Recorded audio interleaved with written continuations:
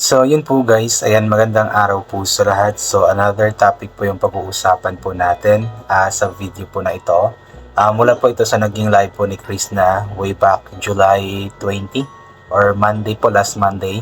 Kung saan nga po is muli po niyang nabanggit or na-share nga po yung pagkawala or pagkahack nga po ng kanyang old Facebook account. Yung kanyang main account po talaga na nawala nga po. At sabi nga po niya na grabe daw po yung iyak niya that time nung mahack o nawala nga po ang kanyang Facebook account.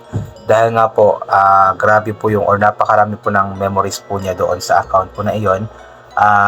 Naging account po niya iyon way back or since 14 years old daw po siya. Then nawala po ito or nahack po ito nung 21 years old na siya. So parang mga 7 years. 7 years po niyang hawak-hawak po ang Facebook na yon. Kaya napakarami daw po talagang mga memories doon, yung mga kulitan nila doon sa PBT, mga kalokohan po niya ng mga reels. Then bago pa siya napunta sa PB House, ay yung mga way back po talaga ng mga pangyayari po sa kanyang buhay is andun daw po talaga. Kaya grabe daw po yung iyak niya kasi nga po sobra siyang nasayangan nga po sa pagkawala ng Facebook account po niya na ito. At namimiss na nga daw po niya ito, although meron siyang bago ngayon na Facebook account, yung I believe Lexi Mahusay, yung kanyang Facebook account ngayon. Then yung kanyang page naman po is yung Krishna Mahusay V2, pero iba pa rin po talaga yung kumbaga memories na andun po talaga sa old account po niya. Yung kanyang page na Peking Koreana na meron na pong 88k, hindi na rin po niya mabuksan yon since I believe that page po kasi ay ang admin po ng page po na iyon, main admin is yung account po niya na Krishna Mahusay na nahack nga po. So ang isang page po kasi kapag wala po yung main admin is hindi na po talaga ito mabubuksan at yun nga po ang nangyari. Kaya sayang din po yung kanyang main account na Krishna Mahusay tsaka yung page niya na Peking Koreana. Pero yun nga, alam ko naman na siguro may plano ang Panginoon kung bakit nga ba nangyari yun sa kanya. And for now, meron naman po siyang ginagamit, di ba, na bagong account nga po. So, yun po ang i-follow natin. Especially yung Krishna Mahusay Vito, yun po yung i-follow natin. Kasi nagpo-post po siya doon ng mga reels po niya, mga dance-dance po niya. At sobrang lamang din po akong nakaka-relate nga po kay Krishna kasi parehong-pareho po kami. Kasi meron din po akong account dati, Facebook account, way back 2009 pa yata, or 2010, parang ganoon po. Then, nung 2019 bigla din po siyang nawala, na disabled po siya bigla. So mga ano po yun sa akin mga 9 or 10 years po yun sa akin at grabe din po yung memories ko doon. Ang daming mga pictures doon dati. Hindi pa ako mahilig mag video dati pero may mga pictures doon, mga old pictures, mga kasama mga kaibigan. And then yun, bigla pong na-disable nga po nang hindi ko na lamang alam. So, nag-duty ako noon that time sa call center Then, break time ko noon mga 9 PM yata. Then, pagkalabas ko, yun po yung pinakauna kong nakita yung cellphone ko. I mean, yung Facebook ko na disabled na. Kaya medyo nawalan po ako ng gana that time Nataranta po ako. Kasi ang dami pong mga memories doon. Kaya sobra po akong noon. At nang bumalik na ako sa work, sa station ko, sa call center. So, medyo nawalan na po ako ng gana. But anyway, yun nga, mahirap talaga sa pakiramdam or masakit talaga sa pakiramdam yung bigla-bigla na lamang pong mawawala yung Facebook mo. Yung nga lang, 'di ba? Kapag meron nga pong si system glitch nga po yung Facebook, yung isang oras lang or ilang oras lang na hindi tayo maka-login sa ating account, sobra na po tayong natataranta, 'di ba? Sobra na tayong nag-aalala. How much more pa kaya na ito talaga is totally hindi na po siya ma-open habang buhay. Kaya sobra pong naiyak si Chris na talaga. Pero thanks God kasi medyo nakaka-move on na naman si Chris na ngayon pagdating po sa kanyang Facebook account. At yun nga, may bago naman po siyang account na ginagamit ngayon. So yun, maging masaya na lamang din po tayo kasi kahit papano is account lamang po yung nawala sa kanya. At yung suporta ng mga tao is andun pa din naman po. Kahit na bago na po yung kanyang Facebook account, pero yung kanyang YouTube account naman is yun pa din naman po. At kasalukuyan na nga po itong meron ng 86 almost or 85.9k na tawag niya subscribers at hoping na mas tumaas pa until maabot po niya ang 100k na subscribers na pangarap po niya at hoping na mangyari po iyon bago po ang kanyang 22nd birthday sa August 26. Kaya okay lang yan, Chris na. Okay lang yan. Ang importante is masaya ka sa mga ginagawa mo ngayon.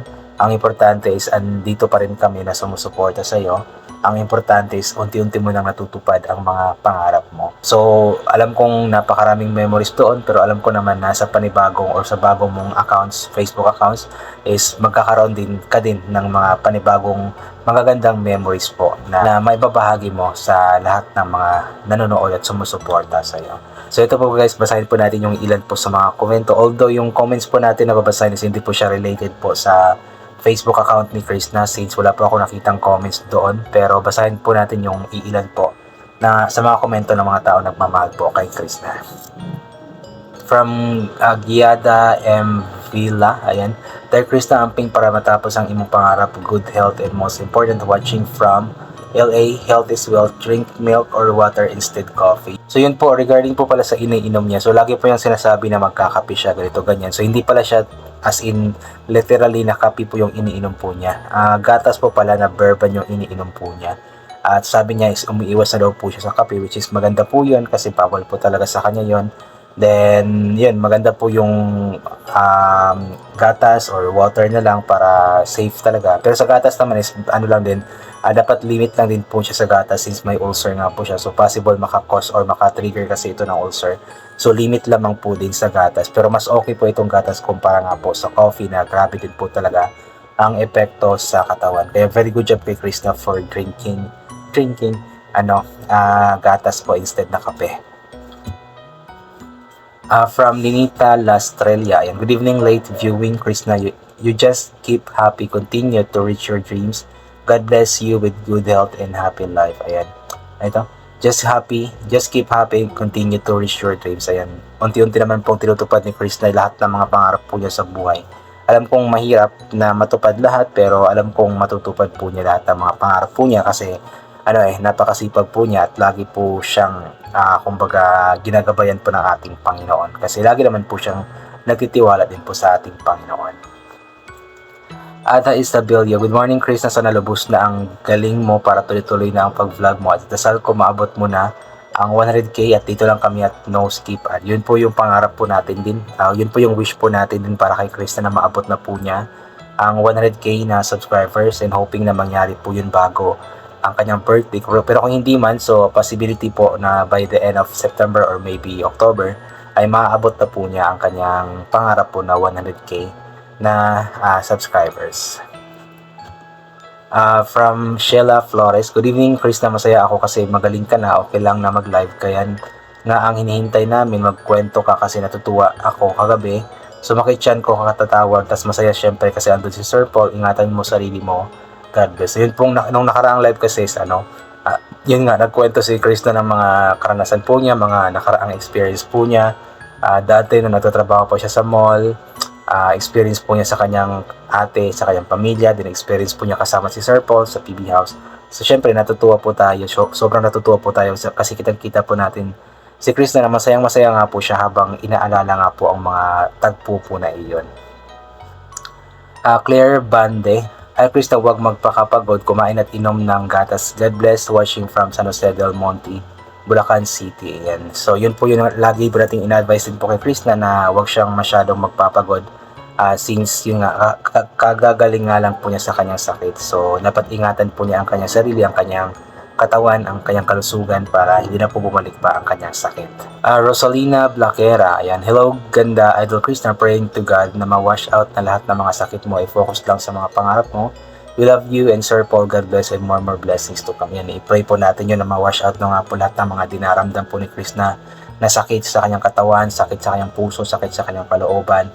Nang sa ganun is mamuhay na lamang po siya ng masaya, yung walang stress, yung tinutupad na lamang po niya ang mga pangarap po niya para sa kanyang buhay at sa kanyang pamilya. RJ Quadro, musta na Chris, na ganyan talaga buhay Chris, na walang pagkukunwari, sa totoo ka lang. Mababago din yan buhay mo, kapit lang sa Panginoon. Opo naman, unti-unti na nga po nagbabago ang kanyang buhay At alam kong biyaya po ng Panginoon lahat po ng mga blessings na kanyang natatanggap po ngayon. Angela Pedregal, Hi babes loves. Krishna, I'm always watching sa lahat ng vlog mo at live mo. Love lang tayo, wag mong nang pansinin or basahin ang mga di magandang comment. Happy lang para masaya tayong lahat. At syempre, para gumaling ka na, relax ka lang. Maraming nagmamahal sa iyo at kay Sir, please Paul, okay? Wag nang magpaka-stress. Okay, tigit sa lahat, parating mag-pray para lalong maraming blessings na darating sa iyo. God bless. So po, lagi naman po napipray yan si Chris na guys. At alam kong yun nga, lahat po ng mga bagay na gugustuhin po niya, lahat ng mga pangarap po niya, since masipag po siya at masinop, so alam kong lahat po is matutupad. Kaya ipag-pray po natin always at huwag lamang po tayong tumigil din po sa pagsuporta po sa kanya. So yun, I think hanggang dito na lamang po muna itong gagawin ko na reaction video. So God bless po and bye for now po.